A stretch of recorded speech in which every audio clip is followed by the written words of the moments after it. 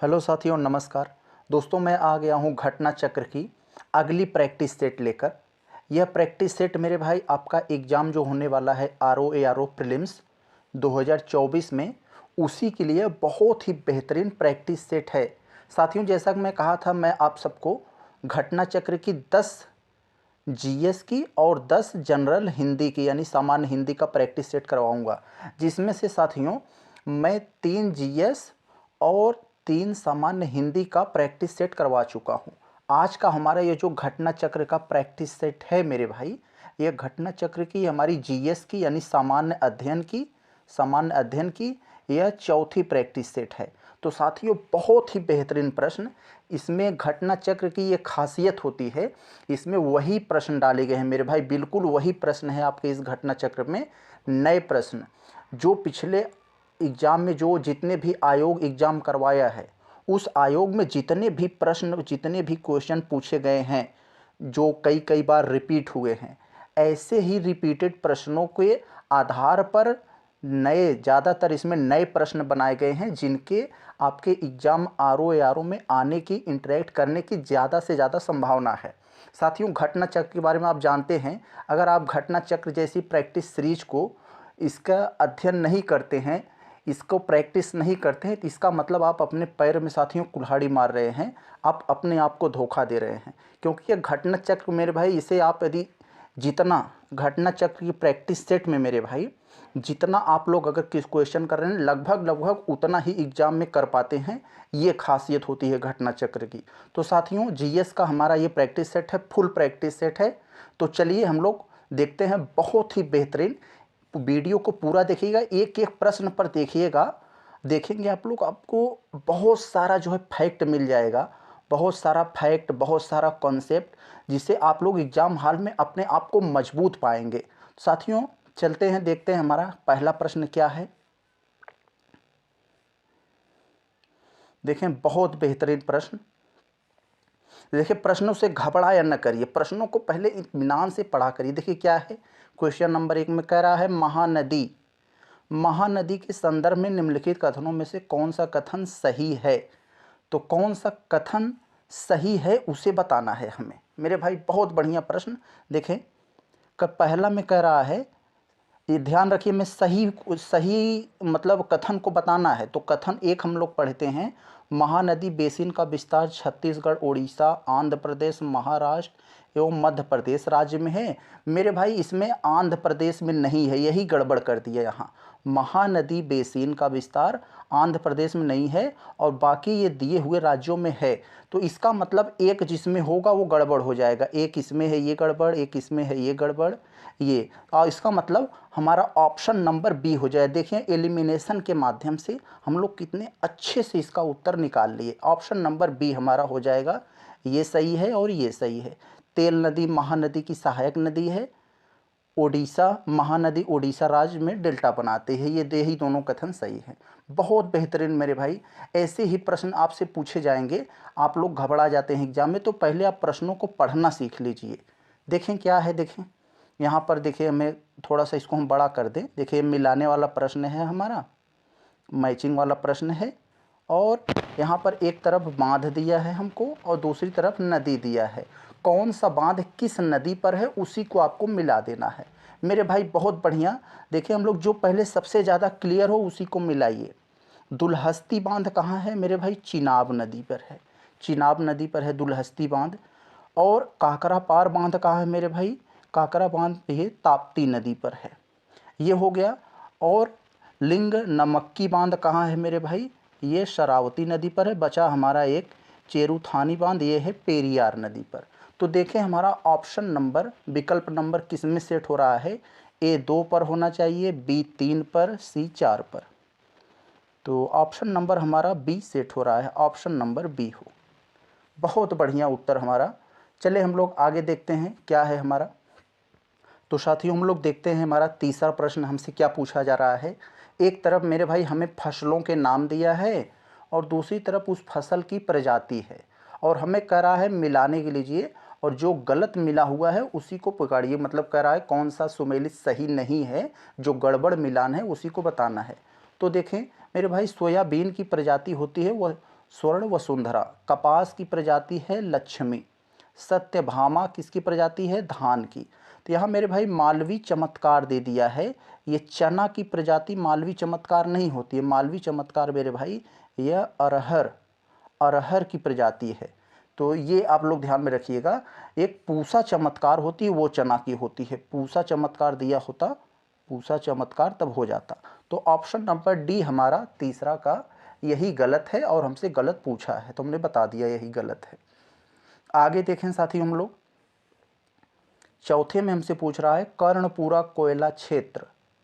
कर्णपुरा कोयला क्षेत्र किस नदी घाटी में अवस्थित है? तो साथियों कर्णपुरा कोयला क्षेत्र ये दामोदर नदी घाटी क्षेत्र में अवस्थित है। तो ये यहाँ पर आपको क्लियर होना चाहिए। आगे हम लोग बढ़ते हैं, देखते हैं पांचवा में क्या पूछा जा रहा है। निम्नलिखित में से कौन सुमेलित नहीं है? कौन गलत सुमेलित है? तो मेरे भाई पावागढ़ सौर ऊर्जा के लिए प्रसिद्ध है। अनहोनी गर्म जल स्रोत।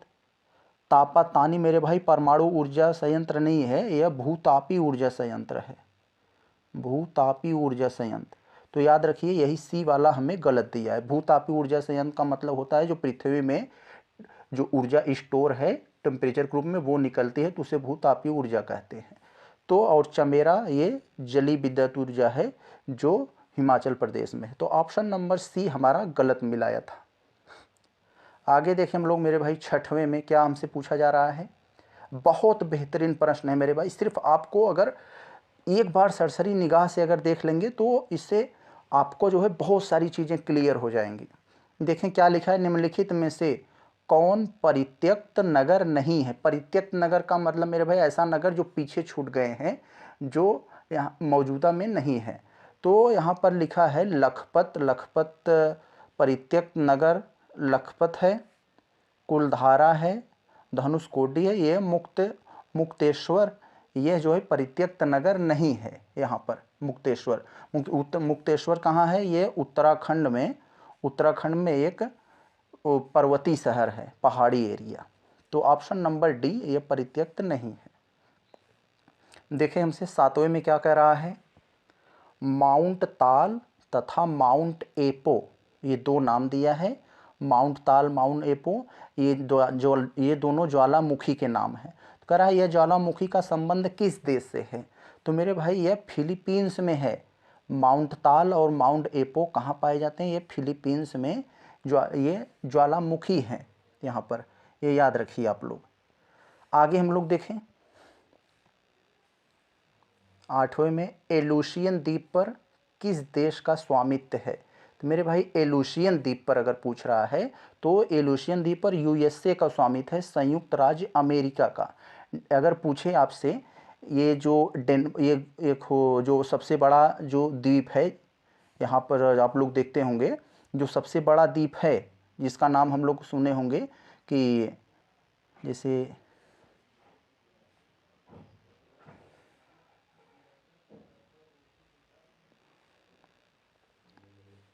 आगे हम लोग देखते हैं 90 में क्या कह रहा है। जापान की राजधानी टोक्यो। जापान की राजधानी टोक्यो किस द्वीप पर स्थित है? मेरे भाई जापान की राजधानी में पता है जापान का सबसे बड़ा द्वीप है टोक्यो। तो राजधानी टोक्यो किस द्वीप पर स्थित है? तो होन्शु द्वीप पर। ऑप्शन नंबर बी होन्शु मेरे भाई जापान का सबसे बड़ा द्वीप है, यहीं पर जापान की राजधानी स्थित है। तो 90 में हम देख लिए ये वाला है। आगे हम लोग देखें जापान में जैसे और द्वीप है होक्काइडो, होन्शु, शिकोगो, क्यूशु ऐसे हैं, लेकिन सबसे बड़ा द्वीप होन्शु है, इसी पर जापान की राजधानी टोक्यो अवस्थित है। आगे हम लोग देखते हैं क्या है। निम्नलिखित में से कौन सा कथन सही नहीं है? 4 कथन है, कौन सा गलत मिलाया है उसी को हमें बता देना है कौन सा गलत है। तो देखें थाईलैंड इंडोनेशिया ये जो 2 नाम हैं, ये वियतनाम, थाईलैंड इंडोनेशिया वियतनाम ये 3 नाम दिया है। तो रबड़ के प्रमुख उत्पादक हैं, यस बिल्कुल सही। तो लेकिन हमें गलत बताना है कौन सा गलत सुमेलित है। तो ब्राज़ील, वियतनाम तथा इंडोनेशिया ये तीनों मेरे भाई काफ़ी प्रमुख के लिए उत्पादक क्षेत्र हैं, ये भी बात सही है, लेकिन हमें गलत बताना है। तीसरे में कह रहा है मोका एक प्रकार की काफ़ी की प्रजाति है। मोका काफ़ी ब्राज़ील में उगाई जाती है। नहीं मेरे भाई, ये गलत है। ये मोका काफ़ी जो है मेरे भाई, यह यन्नम में, यन्नम एक देश है, यहीं यन्नम में पाया जाता है। यन्नम में एक बंदरगाह है जिसका नाम है मोका। इसी मोका से इस काफ़ी को जो है ना निर्यात किया जाता है, इसीलिए इस काफ़ी का नाम मोका रख दिया गया है। ऑप्शन नंबर सी गलत सुमेलित था, ब्राज़ील नहीं, यहाँ पर यन्नम होना चाहिए था। और बाकी डी वाला तो सही है, ब्राज़ील के कहवा बागानों को फजेंडा कहा जाता है, लोग आप तो जानते ही हैं। तो ऑप्शन नंबर सी यहाँ पर गलत सुमेलित था। आगे देखें, वर्ष 2023-24 का बजट कितनी प्राथमिकताओं पर केंद्रित है? तो मेरे भाई आप लोग अगर देखे होंगे, ये चर्चा में था। वर्ष 2022-23 का जो बजट था, यह कुल 7 प्राथमिकताओं पर केंद्रित है, जिसे सप्त ऋषि भी नाम दिया गया था। सप्त ऋषि, इसमें बहुत सारे मतलब अगर आप लोग देखे होंगे, उसमें पढ़े होंगे, तो 7 प्राथमिकताएं में क्या है, जैसे समावेशी विकास, अंतिम छोर तक पहुंच, बुनियादी ढांचा, निवेश, क्षमता, रोजगार और हरित विकास, युवा शक्ति। ये 7 प्राथमिकता था सन 2023-24 के बजट में, जिन्हें सप्त ऋषि कहा गया।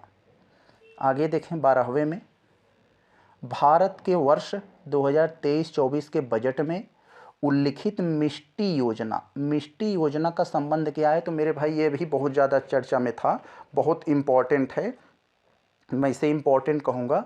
मिष्टी योजना का संबंध तटीय पर्यावास से है, यानी तटीय क्षेत्रों में मैंग्रोव वन को बढ़ावा देने के लिए। मैंग्रोव वन आप लोग याद कर लीजिए, मैंग्रोव वनों को बढ़ावा देने के लिए तटीय क्षेत्रों में।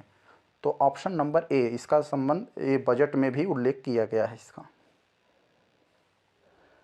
13 में global economics prospects, GEP, global economics prospects report, एक तरह की ये रिपोर्ट है। इस रिपोर्ट किसके द्वारा जारी किया जाता है, ये हमें बताना है। तो मेरे भाई ये विश्व बैंक के द्वारा जारी किया जाता है। ग्लोबल इकोनॉमिक्स प्रॉस्पेक्ट्स रिपोर्ट यह विश्व बैंक के द्वारा जारी किया जाता है। Option number A. आगे देखें 14 में, निम्न युगों में से कौन सा सुमेलित नहीं है? निम्न युग्मों, नीचे कुछ जोड़े दिए गए हैं, कौन सा जोड़ा में गलत सुमेलित है उसी को हमें बताना है। तो ध्यान से एकदम बताना होगा हमको। देखें पहला हमें दिया है, भारतीय जीवन बीमा निगम यानी LIC की स्थापना कब हुई थी? LIC की स्थापना कब हुई थी मेरे भाई? तो यहाँ पर 1960 दे दिया है मेरे भाई, यही गलत है। LIC की स्थापना 1956 में हुई थी, तो यहाँ पर यही गलत है। देखो जो गलत देता है ना, वो आपकी जानकारी में होता है, वो सरल चीज़ों में गड़बड़ी करता है जिससे बच्चे पकड़ ले। तो इसीलिए यहाँ पर देखो, ये सब तो ज़्यादातर किसी को नहीं आता होगा, लेकिन ये सभी को याद है कि जीवन LIC की स्थापना 1956 में हुई थी, नेहरू गवर्नमेंट में। तो यहाँ पर गड़बड़ी किया है सरल चीज़ों में, तो आप लोग पकड़ लेना। और बाकी ये सब सही है। भारतीय औद्योगिक वित्त निगम की स्थापना 48 में, SBI की स्थापना 1955 में, और भारतीय औद्योगिक विकास बैंक की स्थापना 1964 में। ये सब सही है, लेकिन हमसे गलत पूछा तो हमने गलत बता दिया। ऑप्शन नंबर ए गलत है। क्यों गलत था? 60 की जगह पर 56 होना चाहिए था। 15 देखते हैं मेरे भाई, देखें क्या कह रहा है 15वें में। बहुत बढ़िया प्रश्न। गौतम बुद्ध के बारे में नीचे कुछ कथन दिया है, इन्हीं कथनों में से सत्य कथन को हमें बताना है। ये चीज़ याद करिए, सत्य पूछ रहा है अब की बार, तो सत्य कथन को बताना है। तो हमें पता है गौतम बुद्ध को एशिया का ज्योतिपुंज कहा जाता है, तो एक चीज़ हमें ये क्लियर हो गया। अब इसका मतलब जिसमें एक नहीं होगा वो गलत होगा, तो एक सभी में है। और दूसरा पढ़ लेते हैं, बुद्ध के नैतिक एवं सिद्धांत संबंधित प्रवचन सुत्त पिटक में संकलित हैं। 15वां में ये क्या है, सुत्त पिटक में है। तो इसका मतलब ये भी सही है, बुद्ध के नैतिक एवं सिद्धांत संबंधी जो प्रवचन है वो सुत्त पिटक में ही दिए गए हैं, ये भी सही है।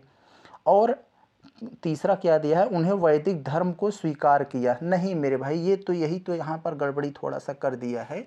वो वैदिक धर्म से नहीं, वे वैदिक धर्म को अस्वीकार किए थे, तो यहाँ स्वीकार नहीं होना चाहिए था। इसका मतलब जिसमें 3 है वो गलत होगा, ये गलत हो जाएगा, और 1, 2 ऑप्शन नंबर बी यही सही होगा। तो चले हम अगले प्रश्न पे 16वें में देखते हैं क्या है। महाभारत तथा पुराणों में मालिनी किसका प्राचीन नाम है? तो महाभारत और पुराणों में एक मालिनी नाम आता है, तो कह रहा है यह किसका प्राचीन नाम था? ऑप्शन नंबर, ये यहाँ पर क्वेश्चन नंबर 16 में पूछा जा रहा है। तो मेरे भाई मालिनी यह चंपा का नाम था। तो जो महानगर भी है मतलब ये, तो चले हम लोग अब देखते हैं अपने 17वें क्वेश्चन पर। क्या है 17वें में? देखें 17 मेरे भाई एक तरफ शासक का नाम दिया है और दूसरी तरफ अभिलेख दिया है, और पूछ रहा है कौन सा सही सुमेलित नहीं है, कौन सा गड़बड़ है। 3 सही हैं, एक गलत है, उसी गलत को आप बता दीजिए कौन सा गलत है। तो मेरे भाई हम लोग देखें कनिष्क रवतक अभिलेख मेरे भाई ये कनिष्क से संबंधित है अफगानिस्तान में, और स्कंदगुप्त अभिलेख ये भीतरी अभिलेख से संबंधित है, और यहाँ पर पुलकेशियन द्वितीय एहोल अभिलेख संबंधित है। ये तीनों तो सही हैं, यही गलत है मेरे भाई कुमार गुप्त फर्स्ट तक्षशिला अभिलेख जो दे दिया है ये नहीं होगा यहाँ पर। तो तक्षशिला अभिलेख का संबंध कुमार गुप्त नहीं है, पतिक से है, यहाँ पर ये पतिक होना चाहिए था, पतिक से संबंधित है। तो ऑप्शन नंबर डी हमारा गलत था। आगे हम लोग देखें 18 में देखें क्या कह रहा है, वह ग्रंथ जिसे तमिल साहित्य का बाइबिल कहा जाता है। किस ग्रंथ को तमिल साहित्य का बाइबिल बोला जाता है, इसे पूछा जा रहा है। तो मेरे भाई कुरल 18 का सी हो जाएगा।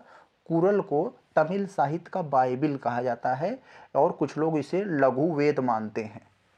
ऑप्शन नंबर सी हो जाएगा कुरल। 19वां में किस संप्रदाय का केंद्र तमिलनाडु के तोदांद्री में था? किस संप्रदाय का केंद्र तमिलनाडु के तोदांद्री में था, इसे बताना है 19वें में।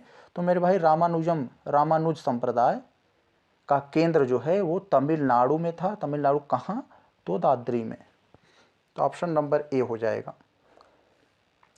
20वां का हम लोग अगर देखना चाहें, निम्नलिखित में से कौन सा युग्म सुमेलित नहीं है?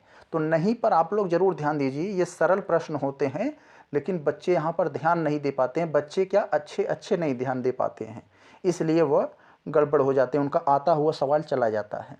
तो कौन सा सुमेलित नहीं है ये बताना है हमें 20वें में।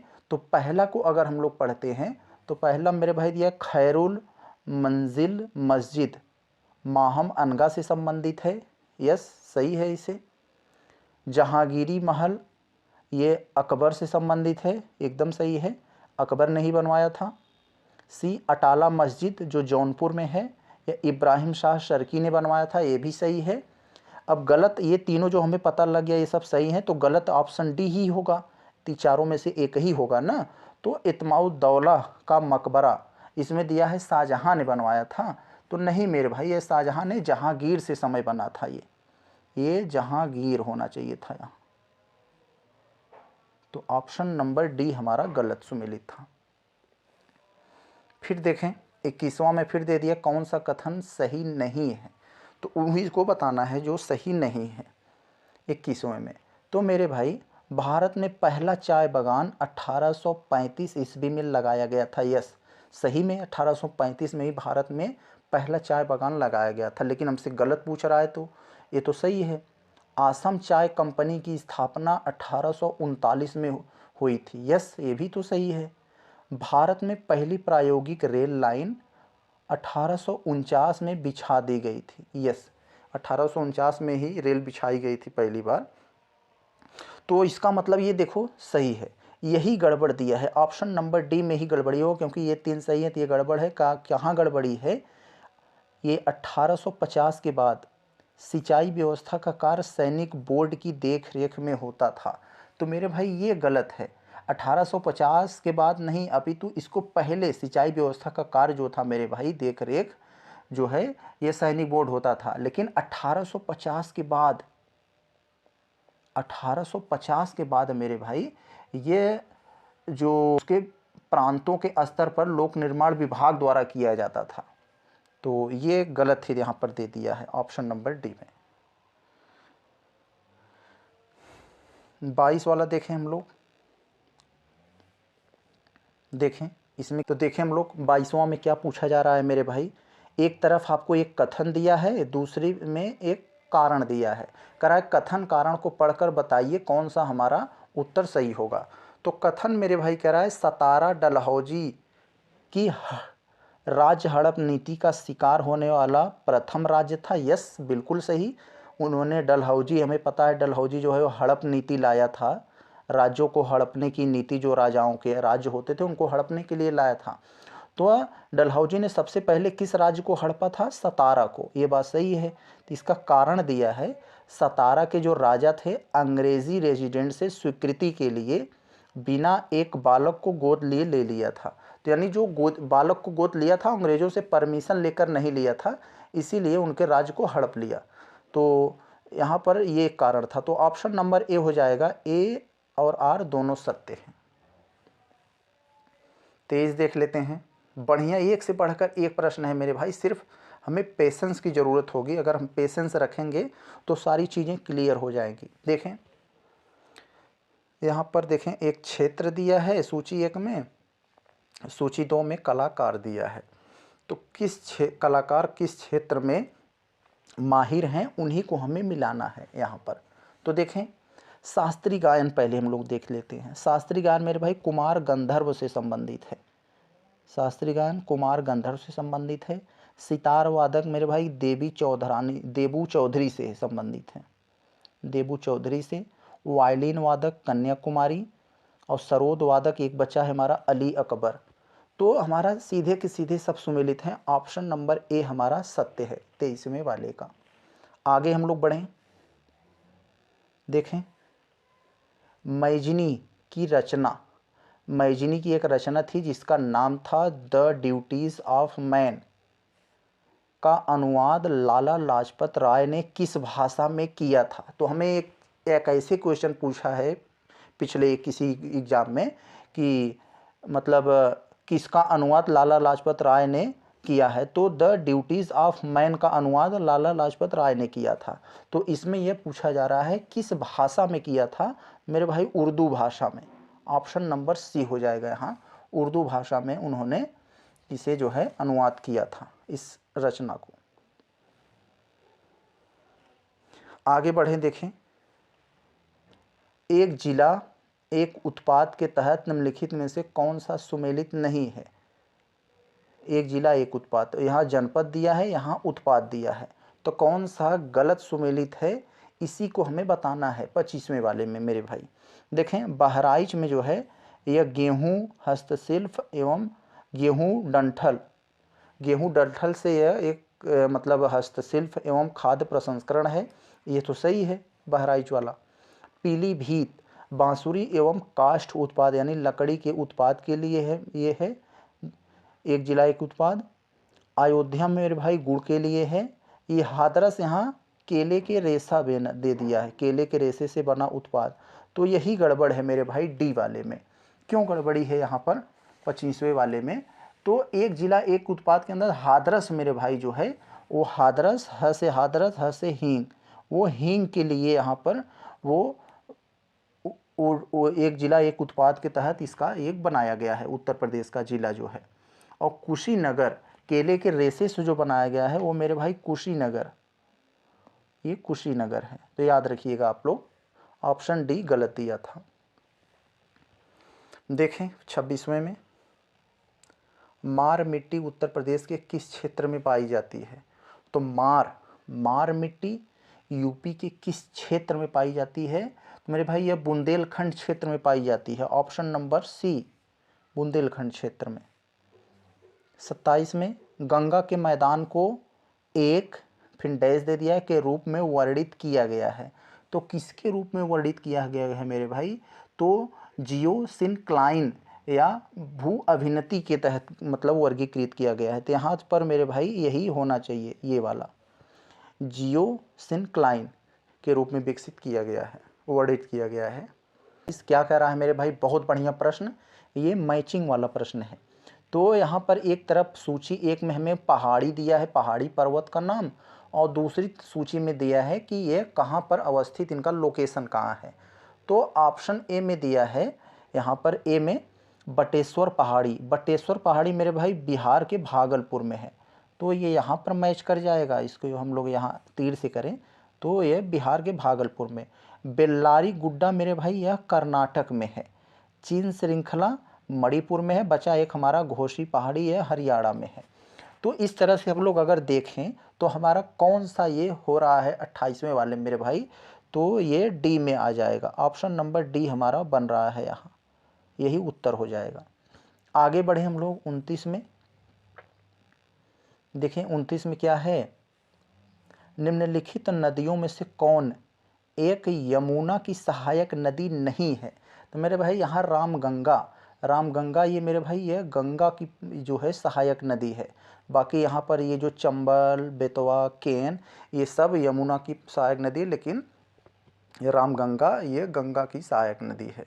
29वां का हमारा उत्तर डी हो जाएगा। आगे बढ़ें।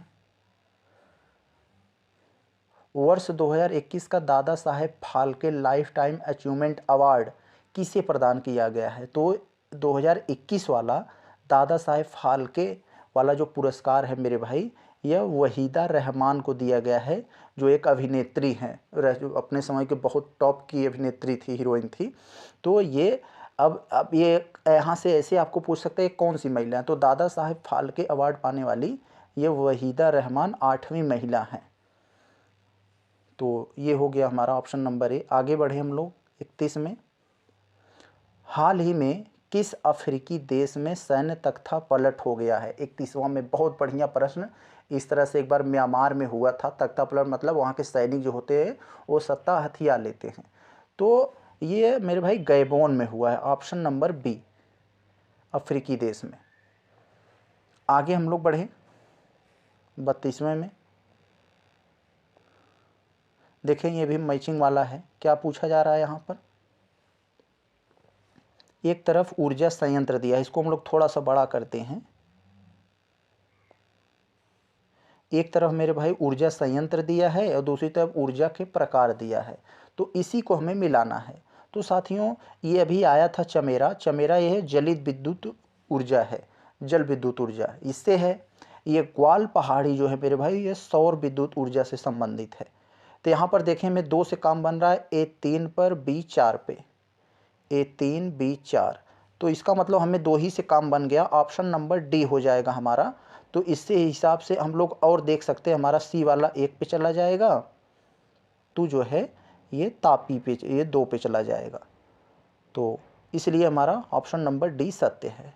आगे बढ़े हम लोग। ऐसे आप लोग भी 1 2 आता है तब पर भी मिलाकर देखिए हाँ हमारा बन जा रहा है कि नहीं एलिमिनेशन से। 33 देख लेते हैं। राष्ट्रीय अंतर्देशीय नौवहन संस्थान निनी अवस्थित है, ये कहाँ अवस्थित है मेरे भाई, ये 33वां वाला प्रश्न आपसे पूछा जा रहा है। तो ये पटना में अवस्थित है, ऑप्शन नंबर ए। पूछ रहा है यहाँ पर, कह रहा है निम्नलिखित में से कौन एक जल डमरू मध्य अंतरराष्ट्रीय तिथि रेखा के निकट स्थित है। यानी ऐसा जल डमरू मध्य का नाम बताइए जो इंटरनेशनल डेट लाइन के सबसे निकट से गुजरता है। तो मेरे भाई है यहाँ पर जो 34वां हमसे पूछ रहा है, तो बेरिंग जल डमरू मध्य, ऑप्शन नंबर बी हो जाएगा। यही बेरिंग जल डमरू मध्य आप लोग मैप में देखेंगे तो यह मेरे भाई यह इंटरनेशनल डेट लाइन के सबसे करीब से गुजरता है, ऑप्शन नंबर बी हो जाएगा। आगे बढ़ें। ग्रेट आर्टिजन बेसिन किस देश में अवस्थित है। ग्रेट आर्टिजन बेसिन, यहाँ पर 4 नाम दिए हैं, यूएसए, रूस, ऑस्ट्रेलिया, ब्राज़ील। तो ये कहाँ है मेरे भाई, ये ऑस्ट्रेलिया में है। ग्रेट आर्टिजन बेसिन ये ऑस्ट्रेलिया में, ऑप्शन बी। हिंद महासागर में सागर धाराओं की नियमित दिशा में परिवर्तन के लिए निम्नलिखित कारकों में से कौन सा एक उत्तरदायी कारक है। तो यहाँ हमें ये बताना है। तो पहला दिया है हिंद महासागर एक अर्ध महासागर है, ये नहीं है। हिंद महासागर में मानसूनी प्रवाह पाया जाता है, तो मेरे भाई यही है। इसी की वजह से हिंद महासागर में सागरी धाराओं में नियमित दिशा में परिवर्तन होता रहता है, नियमित परिवर्तन, तो इसी के कारण। और बाकी इन सब का यहाँ मतलब नहीं है, ये सब वैसे। ऑप्शन बी यहाँ सही है। 37 देखते हैं। देखें 37 में क्या कह रहा है, कोरल रीफ या जीवाश्म पट्टी जिसे हम लोग कहते हैं, यह कहाँ पाई जाती है।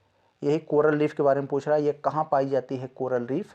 तो यह पाई जाती है मेरे भाई कर्क मकर रेखा के जो बीच तटीय एरिया होता है वहीं पर पाई जाती है।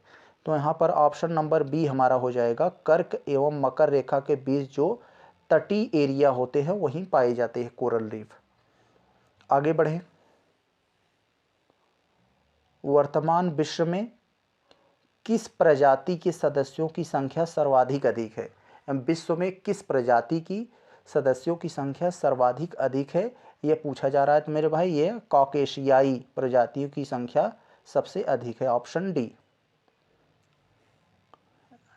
39 में देखें, म्यांमार का पेगू योमा क्षेत्र, कौन क्षेत्र, म्यांमार का है यह पेगू योमा क्षेत्र, किस खनिज का प्रमुख उत्पादक है। टीन, चांदी, तांबा, खनिज तेल, किसका है यहाँ पर मेरे भाई, यहाँ पर तो ये खनिज तेल के लिए प्रमुख उत्पादक है म्यांमार का पेगू।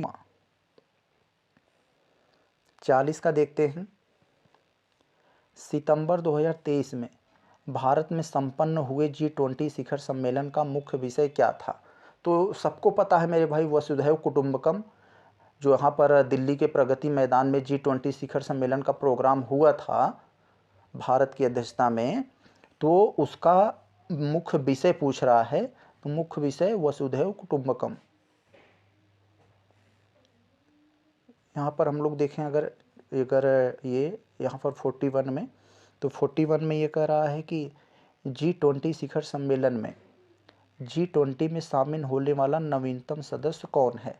तो ये जो G20 हुआ था, G20 में ये अफ्रीकी यूनियन, अभी नवीनतम सदस्य G20 में शामिल होने वाला यही है, अफ्रीकी यूनियन। आगे हम लोग अगर देखें यहाँ पर ये 42 में क्या है कि 15वें ब्रिक्स सम्मेलन का आयोजन किस देश में हुआ। 15वें ब्रिक्स सम्मेलन का आयोजन मेरे भाई भारत में हुआ, ऑप्शन नंबर ए हो जाएगा यहाँ 42वें का।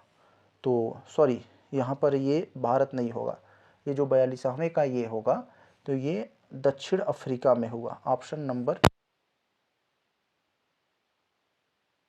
हाल ही में याक चुरपी को जीआई टैग प्रदान किया गया है, जो संबंधित है, यह किस राज्य से संबंधित है याक चुरपी, यह जो है जिसे जीआई टैग मिला, तो यह कहाँ से संबंधित है मेरे भाई, 43वें में ये पूछा जा रहा है।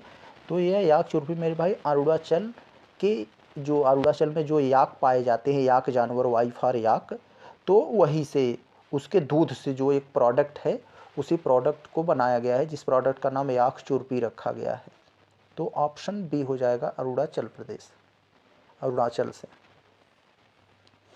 44 में देखते हैं हम लोग, निम्नलिखित में से कृषि पद्धतियों पर विचार कीजिए। कुछ कृषि पद्धति दी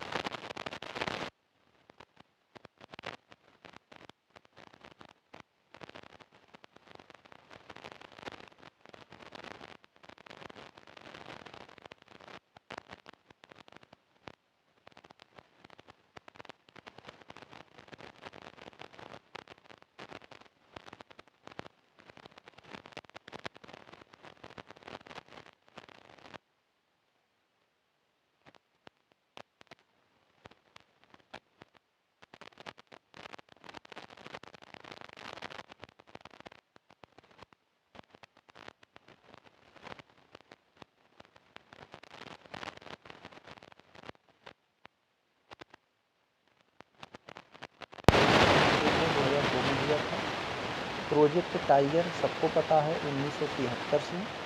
अब प्रोजेक्ट हाथी मेरे भाई, प्रोजेक्ट हाथी किससे संबंधित है? ये 1992 में।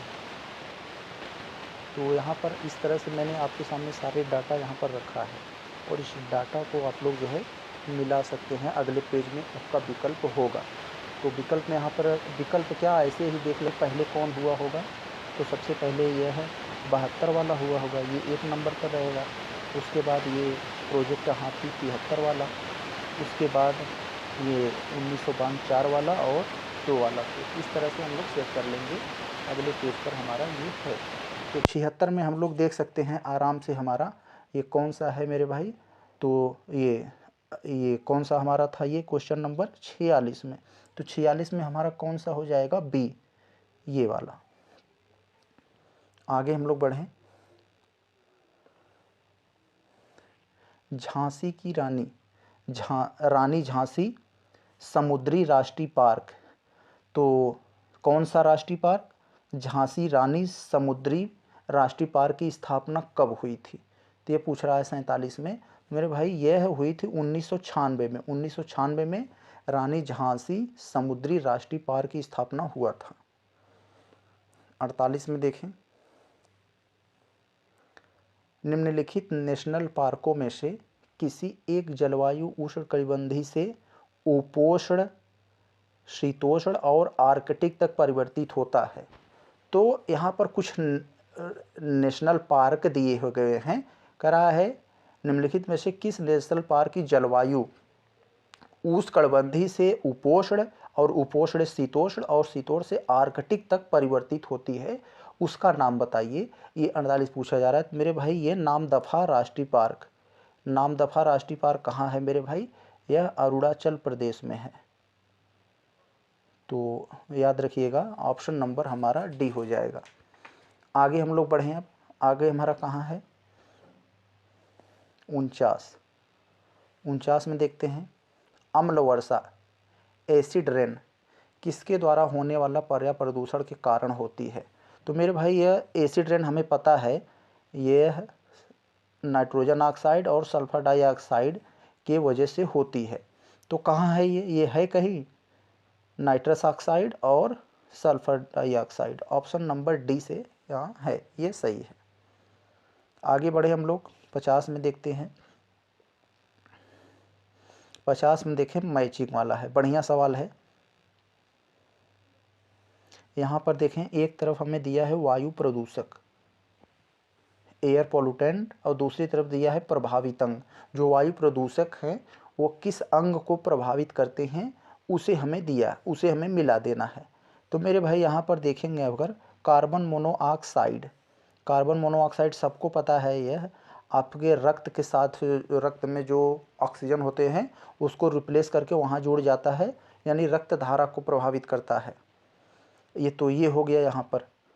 और देखें डी हमारा 1 पर होना चाहिए, तो सॉरी डी 4 पे होना चाहिए। तो डी 3 जगह 4 में है, इससे हमारा काम नहीं बना। एबेस्टस एक जहरीला धातु पदार्थ होता है, यह धूल से फेफड़े के कैंसर होता है। तो एबेस्टस ये फेफड़े का यहाँ से संबंधित हो जाएगा, ये हो जाएगा हमारा। और यहाँ पर सीसा मानव के तंत्रिका तंत्र से संबंधित, यानी मस्तिष्क को नुकसान पहुँचाता है। तो सीसा यहाँ पर हो जाएगा ये। और हमारा एक बचा है पारा, ये उदर। तो ए हमारा 3 में, बी 1 पे और सी हमारा 2 पे जाएगा। तो यहाँ पर हमारा कौन सा बनेगा? ए हमारा 3 पे गया और बी 1 पे, सी 2 पे। तो ऑप्शन नंबर बी हमारा सेट हो रहा है यहाँ। ऐसे ऐसे थोड़ा सा पेशेंस रख के करेंगे मेरे भाई, तभी हम लोगों का काम बनेगा। नहीं तो हम लोग फिर जो है धैर्य खो देंगे, तो इसका मतलब हम लोग अपना उम्मीद खो चुके हैं। देखें 51 में करा मेरे जल शुद्धिकरण प्रणालियों में पैराबैंगनी यानी अल्ट्रावायलेट यूवी जो है, जो रेडिएशन की क्या भूमिका होती है? तो मेरे भाई जल शुद्धिकरण में जो यूवी की रेडिएशन होती है ना, तो ये जल में उपस्थित जो है नुकसानदेह सूक्ष्म जीवों को केवल मारता है, बस यही काम में करता है। जो बैक्टीरिया होते हैं जल में उन्हीं को ये मारने का काम करता है, बाकी इसका काम कुछ नहीं होता है। आँख मूंद कर आप ऑप्शन ए पर लगा दीजिए, यही आपका उत्तर हो जाएगा, बाकी ये सब नहीं है, यह यूबी का काम नहीं होता है। आगे देखें हम लोग 52 में, देखें 52 में क्या पूछा जा रहा है हमसे। तो 52 में हमें कह रहा है कौन सा सुमेलित नहीं है। तो मेरे भाई जो सुमेलित नहीं है उसी को हमें बता देना है। कहाँ पर हमें बताना है, जो सुमेलित नहीं है 52 वाले में। तो मेरे भाई हमें पता है कि विश्व पर्यावरण दिवस 5 जून को मनाया जाता है, ये भी सही बात है। पृथ्वी दिवस मेरे भाई अब 22 अप्रैल को मनाया जाता है। विश्व तंबाकू दिवस यहाँ दिया है मेरे भाई, ये गड़बड़ी है। विश्व तंबाकू दिवस 5 मई नहीं 31 मई को मनाया जाता है, तो यही गड़बड़ था। और बाकी सबसे विश्व ओजोन दिवस 16 सितंबर को मनाया जाता है, ये भी सही है, तो यही गड़बड़ था। आगे बढ़ें 53 में, मध्य एशिया का इतिहास, मध्य एशिया का इतिहास, यह एक रचना है। इस रचना के रचनाकार कौन है, इसे हमें बताना है 53 वाले में। मेरे भाई मध्य एशिया का इतिहास राहुल सांकृत्यायन की रचना है। लोग सांस्कृत्यायन पढ़ देते हैं, इसका ये गलत नाम है, सांकृत्यायन नाम होता है। 1958 में, 1958 में राहुल सांकृत्यायन ने इसकी रचना की थी। आगे बढ़ें 54 में, नंबर 54 में देखें। 54 में क्या दिया है मेरे भाई, एक तरफ दिया है कुछ राज्यों के नाम और दूसरी तरफ योजना के नाम दिया है। तो कौन सी योजना किस राज्य से सही सम्मिलित है, उसी सही सुमेलित हमें करना है। तो देखें यहाँ पर दुलारी कन्या योजना दिया है मेरे भाई, ये उत्तर प्रदेश दे दिया, ये गलत है। उत्तर प्रदेश नहीं मेरे भाई, यह अरुणाचल प्रदेश में है दुलारी कन्या योजना, तो इसलिए यह गलत हो गया। लेकिन हमसे सही पूछा है मुख्यमंत्री कौशल्या योजना, ये राजस्थान दे दिया मेरे भाई, राजस्थान नहीं, यह मध्य प्रदेश में चली थी, इसलिए यह भी गलत हो गया। कालिया छात्रवृत्ति योजना वो ओडिशा में चली थी, यही सही है मेरे भाई। ऑप्शन नंबर सी हमारा सत्य है। और जो यहाँ दिया है अंधरूती स्वर्ण योजना, हिमाचल प्रदेश में नहीं, यह असम में चली थी, तो राइट। चले हम लोग देख लिए, इसका 54 का आंसर नंबर सी होगा। 55 में देखते हैं क्या है। देखें 55 में हमें बहुत अच्छी चीज़ दिया है। यहाँ पर एक तरफ कुछ व्यक्तियों के नाम दिया है और दूसरी तरफ उनका जन्म स्थान दिया है, कौन से व्यक्ति कहाँ जन्मे थे, और 3 सही हैं, एक गलत दिया, उसी गलत को हमें पकड़ना है। तो देखें हम लोग यहाँ गिरजा देवी, इनका वाराणसी में जन्म स्थान हुआ था, बहुत लोग नहीं जानते होंगे, तो यहाँ से क्लियर हो जाएगा। देखें स्वामी सहजानंद सरस्वती, ट्रिपल एस, स्वामी सहजानंद सरस्वती का जन्म मेरे भाई उत्तर प्रदेश के गाजीपुर ज़िले में हुआ था, गाजीपुर ज़िले में। यहाँ चंदौली दे दिया है, चंदौली गाजीपुर के जस्ट बगल में है, बिहार के बॉर्डर पे। और ये स्वामी सहजानंद सरस्वती जो बिहार में किसान सभा हुआ था उसका नेतृत्व भी किए थे, तो इसीलिए ये स्वामी सहजानंद सरस्वती वाला ये गलत है, चंदौली जगह गाजीपुर होना चाहिए था। तो इसका मतलब ये गलत है और बाकी सब अपनी जगह पे सही है। तो हमसे गलत पूछा, हम लोगों ने गलत को बता दिया। आगे बढ़ें 56 में देखें क्या है मेरे भाई, बहुत बढ़िया प्रश्न, ये कई बार प्रश्न पूछा जा चुका है। देखें केंद्रीय आलू अनुसंधान संस्थान, हम सबको पता है केंद्रीय आलू अनुसंधान संस्थान इस समय कहाँ है, शिमला में है। कहाँ है, शिमला में। तो इसी के बारे में कुछ कथन दिया है और हमें बताना है। देखें पहला दिया है केंद्रीय आलू अनुसंधान संस्थान की स्थापना वर्ष 1949 में हुई थी, ये बात सत्य है। हर्बर्ट स्टीवर्ट की सिफारिश पर हुई थी, ये भी बात सत्य है। शिमला में हुई थी, नहीं मेरे भाई, जब इसकी स्थापना 1949 में हर्बर्ट स्टीवर्ट की सिफारिश पर हुई थी, ये क्या थे, कृषि सलाहकार थे उस समय 1949 में सरकार के, तो उस समय यह पटना में हुई थी, बिहार के पटना में। लेकिन मेरे भाई 1956 में इसे शिमला में ट्रांसफ़र कर दिया गया। लेकिन यहाँ पर दे दिया है कि 1956 में इसे बिहार में ट्रांसफ़र कर दिया गया मेरे भाई, इसलिए गलत है, उल्टा दे दिया है। तो इसकी स्थापना बिहार में पटना में हुई थी, इसे ट्रांसफ़र किया गया शिमला में। तो इसका मतलब ये दोनों में उल्टा दे दिया हमको घुमाने के लिए, तो इसका मतलब दोनों के दोनों कथन जो है गलत है। तो यहाँ क्या पूछा है, तो हमें क्या कहा, निम्नलिखित कथनों में विचार कीजिए और सही उत्तर का चयन करना है हमें। तो सही उत्तर मेरे भाई कौन है, दोनों नहीं है, ऑप्शन नंबर डी हो जाएगा, दोनों गलत है। आगे हम लोग बढ़ें नंबर 57, बहुत ही बढ़िया प्रश्न, ये आपसे अन्य मतलब जीके जीएस या करंट अफेयर में भी पूछा जा सकता है। क्या है? भारत के मैंग्रोव स्थल का नाम दिया है एक तरफ, और दूसरी तरफ उसके राज्यों के नाम दिया है। कौन सा मैंग्रोव स्थल किस राज्य में पाया जाता है उसे आप बताकर हमें ऑप्शन में बताइए, सही उत्तर को बताना है। देखिए मेरे भाई, पहले ही कन्नूर जो दे दिया है, कन्नूर तमिलनाडु में नहीं है, कन्नूर केरल में है, ये हमें ध्यान रखना होगा। कन्नूर केरल में है और कुंदापुर कर्नाटक में है, और मालवान जो है ये महाराष्ट्र में है, और ये जो पुलिकट दे दिया है केरल, ये केरल नहीं होगा मेरे भाई, ये तमिलनाडु में है, तमिलनाडु और आंध्र प्रदेश, ये आंध्र प्रदेश में है। तो इसका मतलब ये 4 गलत है और 1 गलत है, जिसमें 1 और 4 होंगे वो गलत हो जाएगा। तो हम लोग ऑप्शन में खोज लें किसमें, इसमें 1 है ये गलत, इसमें 4 है ये गलत, इसमें 1 4 है ये गलत। ऑप्शन नंबर बी हमारा सत्य हो जाएगा। ऑप्शन नंबर बी 2 और 3, यानी ये वाला और ये वाला केवल सही सुमेलित हैं। बहुत बढ़िया प्रश्न। चलिए हम लोग आगे बढ़ते हैं, 58 में देखते हैं। देखिए 58 का प्रश्न यहाँ है, इसका ऑप्शन अगले पेज पर है। क्या है मेरे भाई? सितंबर 2023 में राष्ट्रपति महात्मा गांधी की प्रतिमा का अनावरण के संबंध में कुछ कथन दिए गए हैं, उन्हीं कथनों को पढ़कर हमें सही उत्तर को देना है। तो सही उत्तर को मेरे भाई आप सबको पता होगा, करंट अफेयर में पढ़े होंगे, इसका अनावरण राष्ट्रपति द्रौपदी मुर्मू जी ने किया था, और यह 12 फुट की ऊंची बैठी मुद्रा में, गांधी जी की बैठी मुद्रा में एक प्रतिमा है। तो दोनों के दोनों कथन सत्य हैं मेरे भाई। यहाँ सिंपल सा प्रश्न। आगे देखते हैं, यहाँ पर हमारा कौन सा हो जाएगा? सी हो जाएगा उत्तर, दोनों। आगे हम लोग 59 में देख लेते हैं, निम्नलिखित में से कौन सा सुमेलित नहीं है, कौन सा गलत सुमेलित है मेरे भाई, उसे दिया है। देखें, सबको पता है होलोग्राफी टेक्निक कौन लाया था? Dennis Gabor. ये तो सही है, लेकिन हमें गलत पूछा है। BCS थ्योरी अतिचालकता से है, अतिचालकता केमरलिंग ओन्स। ये जो वाईफाई यहाँ पर दिखा है मेरे भाई, यही गलत है। हमको ये नहीं आ रहा था, सच बताएं, इनमें से 1 2 आ रहा था हमें, लेकिन ये पता था ये वाईफाई का जो खोज करता है वो हेराल्ड हास नहीं है। हेराल्ड हास मेरे भाई ये लाईफाई की तकनीक है।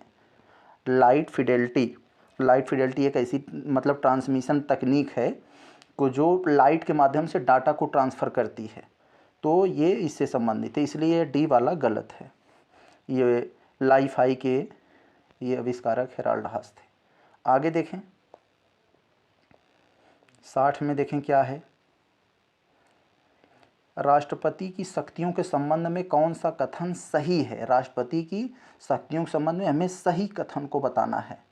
तो मेरे भाई पहला हम अगर कथन पढ़ते हैं तो उनकी पूर्व अनुमति के बिना संसद में कोई विधेयक प्रस्तावित नहीं किया जा सकता। मेरे भाई ये तो सरासर गलत है। केवल धन विधेयक जैसे विधेयक जो होते हैं उनको बिना राष्ट्रपति के अनुमति से पेश किया जा सकता है, और मतलब इसमें क्या पूछ रहा है? पूर्व अनुमति के बिना नहीं पेश किया जा सकता, तो ये गलत है। तो ऐसा नहीं है, केवल जैसे धन विधेयक होता है तो ऐसे विधेयकों को राष्ट्रपति से अनुमति लेना पड़ता है, औरों में नहीं, तो ये गलत। या दूसरे में क्या है? वह मृत्युदंड में क्षमादान कर सकते हैं, लेकिन वह कोर्ट मार्शल द्वारा दोषी ठहराए गए व्यक्ति को क्षमादान नहीं कर सकते। नहीं मेरे भाई, जो कोर्ट मार्शल द्वारा दोषी ठहराए व्यक्ति होते हैं उनको भी राष्ट्रपति माफ़ कर सकता है। तो यानी दोनों के दोनों कथन गलत हैं हमारे। तो या तो ये मतलब ये दोनों नहीं सही है। ऑप्शन डी हो जाएगा हमारा। 60 का क्या और हो जाएगा? हमारा डी। आगे बढ़ें 61 में देखते हैं क्या है मेरे भाई। बढ़िया प्रश्न, फैक्ट एकदम। एक तरफ राज्य दिया है और दूसरी तरफ विधानसभा सदस्य की संख्या दिया है, और जो गलत है उसी को मिला देना है। कौन सा सुमेलित नहीं है? तो त्रिपुरा मेरे भाई 60 सीट हैं, असम में 126 है, यही गलत है। 129 जगह 126 देना चाहिए था, असम गलत है। मणिपुर में 60 है, मिजोरम में 40 है। ऑप्शन नंबर बी उत्तर हो जाएगा, यही सुमेलित नहीं है। आगे बढ़ें 62 में,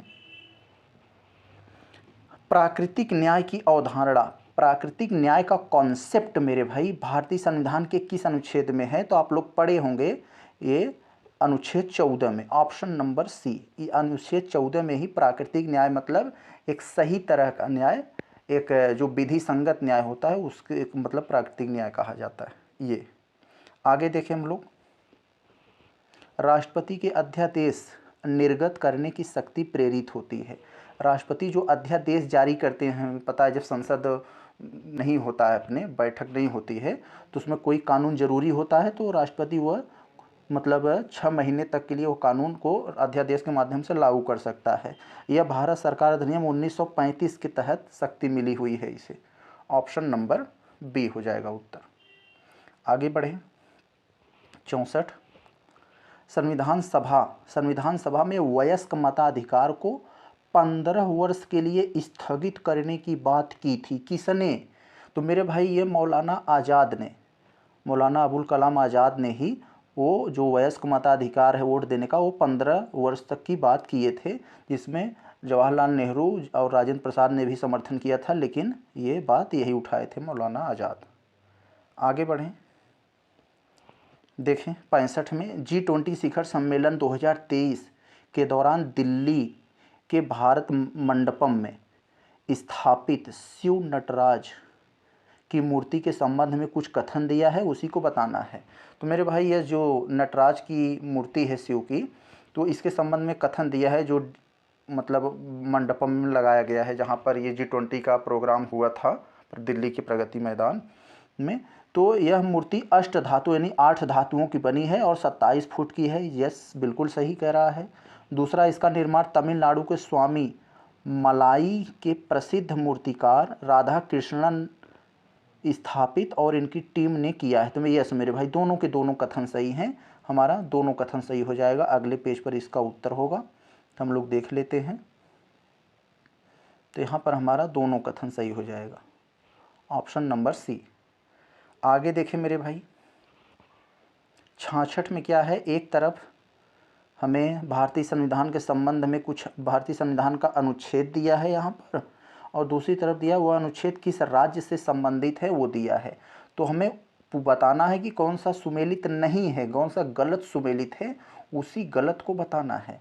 तो 371 क जो है मेरे भाई ए वो नागालैंड से संबंधित है, ख जो है वो असम से संबंधित है, ग मेरे भाई ये मेघालय से नहीं, यह मणिपुर से संबंधित है, यही गलत है। तो हमारा ऑप्शन नंबर सी जो है यही गलत है, गलत हमसे पूछा, और घ वाला तो आंध्र प्रदेश से है। चले हम लोग अगले प्रश्न पे। किस वाद के फैसले में सर्वोच्च न्यायालय ने सर्वप्रथम घोषित किया कि उद्देशिका संविधान का हिस्सा नहीं है? तो मेरे भाई यह जो है बेरूबारी वाले मामले में यह सुप्रीम कोर्ट ने कहा कि मेरे भाई ये जो उद्देशिका है प्रस्तावना, ये संविधान का हिस्सा नहीं है। लेकिन बेरूबारी वाला कब था? 1960 में हुआ था। फिर जाकर 1900 मेरे भाई यह 73 में, इसके 13 साल बाद केशवानंद भारती वाला मामला आया। केशवानंद भारती वाले मामले में ये अपना मतलब कथन पलट दिया सुप्रीम कोर्ट ने, कहा कि हाँ उद्देशिका जो है संविधान का हिस्सा है। तो संविधान का हिस्सा जो इस समय है भी, आप क्वेश्चन पूछे हाँ उद्देशिका संविधान का भाग है कि नहीं, आप बता देना है, लेकिन पूछेगा किस वाद में नहीं माना था, वो बेरूबारी वाले में नहीं माना था। चले हम अगले 58 में क्या है, निम्नलिखित में से कौन सी विशेषता भारतीय राजतंत्र की नहीं है? तो 4 विशेषताएं दी हैं, कौन सी भारतीय राजतंत्र की विशेषता नहीं है? तो भारतीय राजतंत्र की विशेषता मेरे भाई, जो भारत में जो राजतंत्र हुए उसकी विशेषता कौन सी नहीं है? सत्तावादी सरकार, यानी संविधान संगत सरकार, लोकतांत्रिक सरकार, विधि संगत शासन, ये सत्तावादी सरकार इसकी विशेषता नहीं रही है। क्यों? क्योंकि एक ही पार्टी की सत्ता कभी नहीं रही, वो हमेशा मतलब एक तरह से मतलब कह सकते हैं एक ही राजा जो है हमेशा शासन नहीं किया, कभी वो ऐसा चलता रहा। तो ऑप्शन नंबर डी जो है ये विशेषता नहीं है। आगे हम बढ़े।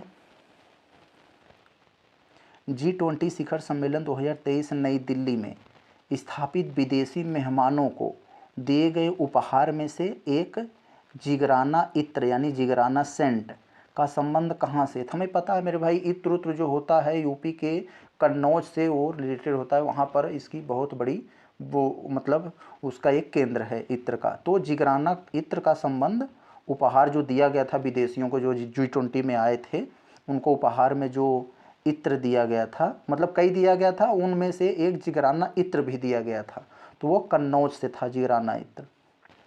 आगे बढ़ें 70 में, भारत के संविधान का संबंध निम्नलिखित में से कौन सा अनुच्छेद प्रेस की स्वतंत्रता से संबंधित है। तो हमें पता है मेरे भाई अनुच्छेद 19 जो है, इसका अनुच्छेद 19 जो है, ये जो है प्रेस की स्वतंत्रता से संबंधित है। हम लोग जो वाक एवं अभिव्यक्ति स्वतंत्रता हम लोग जो बोलते हैं, अपनी बात रखते हैं संवैधानिक तरीके से, वो हमें अनुच्छेद 19 के तहत प्राप्त है, और अनुच्छेद 19 इसी के तहत प्रेस वालों को भी यही प्राप्त है। यानी भारत में जो आम आदमी को अधिकार प्राप्त है वही प्रेस वालों को भी है। आगे देखें हम लोग, राज्य के नीति निर्देशक तत्व डीपीएसपी के बारे में निम्नलिखित कथनों पर विचार करना है। पहला हमें दिया, विचार करके हमें सही उत्तर को बताना है। पहला कथन करा मेरे भाई, ये तत्व देश की सामाजिक आर्थिक लोकतंत्र की स्थापना करते हैं। यस मेरे भाई, जैसा कि अनुच्छेद 37 में बताया गया भी है, ये तो सही है। दूसरे में करा है, इन तत्वों के अंतर संबंध उपबंध किसी न्यायालय द्वारा प्रवर्तनीय नहीं किए जा सकते। इसका कहने का मतलब मेरे भाई, जो डीपीएसपी है, राज्य के नीति निर्देशक तत्व, यह न्यायालय के द्वारा आप लागू नहीं करवा सकते। यह सरकार के ऊपर छोड़ा गया है, सरकार का मन करेगा तो लागू करेगा, नहीं तो नहीं। यदि आपके मौलिक अधिकार का उल्लंघन हुआ है तो आप जो है लागू करवा सकते हो न्यायालय के द्वारा, लेकिन डीपीएसपी को नहीं। तो इसका मतलब मेरे भाई क्या हो जाएगा यहाँ, तो ऑप्शन नंबर सी हो जाएगा हमारा, 2 के दोनों सही हैं। आगे बढ़े हम 72 में देखते हैं, एक नागरिक के मूल कर्तव्यों में से कौन सा कर्तव्य सम्मिलित नहीं है। 4 यहाँ कर्तव्य दिए गए हैं, और नागरिकों के मूल कर्तव्य में पता है कि 51A में दिया हुआ है मूल कर्तव्य अनुच्छेद, तो जिसमें प्राकृतिक पर्यावरण की रक्षा करना ये तो है, स्वतंत्रता के लिए हमारे राष्ट्रीय आंदोलन को प्रेरित करने वाले उच्च आदर्शों को संजोए रखना और उनका पालन करना, ये भी कहा गया है मूल कर्तव्य में। और यहाँ अस्पृश्यता मिटाने का और प्रयास करें, ये मेरे भाई अनुच्छेद 17 में दिया है, ये छुआछूत यानी अस्पृश्यता को मिटाने वाला, तो ये नहीं है। और बाकी ये भी है, वैज्ञानिक दृष्टिकोण रखना, मानववाद, ज्ञान अर्जन में सुधार करना, विकास की भावना रखना, तो ये सब है। लेकिन सी वाला यहाँ गलत है। सी वाला, ये जो छुआछूत मिटाने का प्रयास है, यह मूल कर्तव्य नहीं बल्कि अनुच्छेद 17 में है, मौलिक अधिकार में। आगे बढ़ें, देखें हम लोग क्या है 78 में, G20 के प्रमुख कृषि वैज्ञानिकों, G20 के प्रमुख कृषि वैज्ञानिकों की बैठक भारत की अध्यक्षता में हुआ था। कब हुआ? 17 से 19 अप्रैल 2023 के मध्य। ये कहाँ हुआ? तो मेरे भाई ये वाराणसी में हुआ, ऑप्शन नंबर 1 हो जाएगा। आगे बढ़ा जाए तो देखें हम लोग, यहाँ से हमारा जो है यह मैथ का प्रश्न आ जा रहा है मेरे भाई। यो मैथ और रीजनिंग जो आता है, तो हम लोग आधा से ज़्यादा कर लिए हैं, और वीडियो बड़ा ना हो जाए, क्योंकि यहाँ से मैथ को हम लोग शुरुआत करेंगे, मैथ रीजनिंग वाला है, तो इनमें से थोड़ा सा समय लगेगा। तो हम लोग इसको पार्ट टू में रखते हैं। ये जो मैथ के जितने प्रश्न हैं और रीजनिंग के, और मतलब मैथ का तो इक्का दुक्का आता है, रीजनिंग के प्रश्न होंगे आपके पार्ट 2 में, और करंट अफेयर से संबंधित प्रश्न होंगे। तो इसको हम अगले पार्ट में ले लेंगे, क्योंकि वीडियो बहुत बड़ा हो जाएगा, इसलिए थोड़ा हम लोग इसको 2 पार्ट में रखें। तो चलिए हम लोग मिलते हैं अगले पार्ट में, तब तक के लिए धन्यवाद।